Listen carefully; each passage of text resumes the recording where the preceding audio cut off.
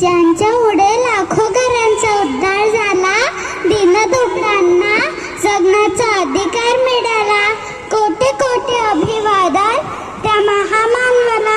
आप सभी को मेरा जय भीम. मेरा नाम सोनिका नीलेश कांबळे है. मैं 6 साल की हूँ. आज हम डॉक्टर बाबा साहेब की जयंती मना रहे हैं. डॉक्टर बाबा साहेब का पूरा नाम भीमराव रामजी आम्बेडकर था.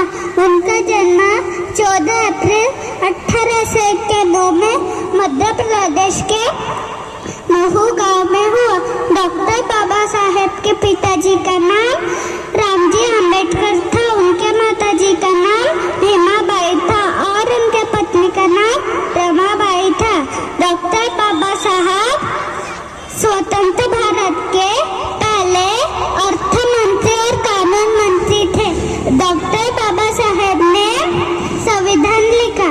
डॉक्टर बाबा साहब अर्थ मंत्री और न्याय मंत्री थे. धन्यवाद. फूलों की कहानी बहारों ने लिखी, रातों की कहानी सितारों ने लिखी.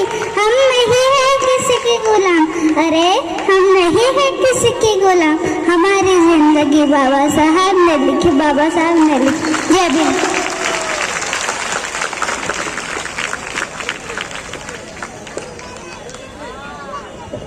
थोडे पाहुणे उशिरा येत असतात तर वारंवार तुम्हाला डिस्टर्ब करत